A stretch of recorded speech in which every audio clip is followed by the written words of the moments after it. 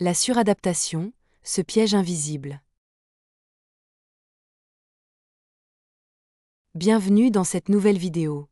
Aujourd'hui, nous allons plonger dans un sujet qui nous concerne tous. S'adapter excessivement. Vous avez souvent l'impression de devoir répondre aux attentes des autres, au point de vous oublier? Vous sentez que vous vous suradaptez. En permanence, mais sans savoir comment en sortir? Nous allons explorer ce phénomène de la suradaptation, comprendre ses origines et surtout découvrir comment retrouver une liberté d'être. Les modèles qui nous orientent. Nous grandissons en intégrant des modèles sociaux et familiaux qui nous guident dans notre comportement. Ces schémas, bien qu'ayant une fonction protectrice, peuvent parfois devenir des prisons invisibles. Les symptômes de la suradaptation. Il est essentiel de s'observer soi-même. Difficulté à dire non, peur du conflit. Besoin de validation extérieure. Fatigue mentale et émotionnelle due à un contrôle excessif de soi-même. Impression de ne pas être authentique ou de jouer un rôle. Comment sortir du syndrome de la suradaptation? Prise de conscience. Identifier les situations où l'on se suradapte et se questionner sur les raisons. Expérimenter l'authenticité. Dire ce que l'on pense vraiment, exprimer ses besoins sans culpabilité. Fixer des limites. Apprendre à dire non et s'affirmer progressivement.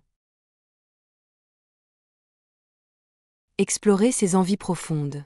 Se reconnecter à ses désirs pour faire des choix alignés avec soi-même. Quel impact sur la vie? Depuis toujours, Samia a cherché à être la personne que l'on attendait d'elle. Que ce soit au travail, en famille ou avec ses amis, elle faisait passer les autres avant elle.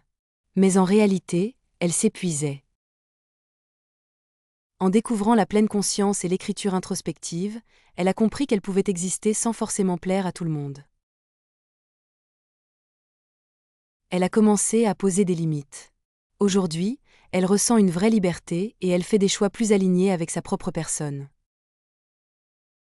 Application pratique. Chaque matin, notez 3 choses que vous aimeriez faire pour vous-même, sans penser à l'opinion des autres. À la fin de la journée, regardez si vous les avez respectées et comment vous vous sentez. La suradaptation n'est pas une fatalité. S'adapter peut devenir une liberté, à condition d'en faire un choix conscient. Et non une obligation inconsciente. Recommandations de lecture.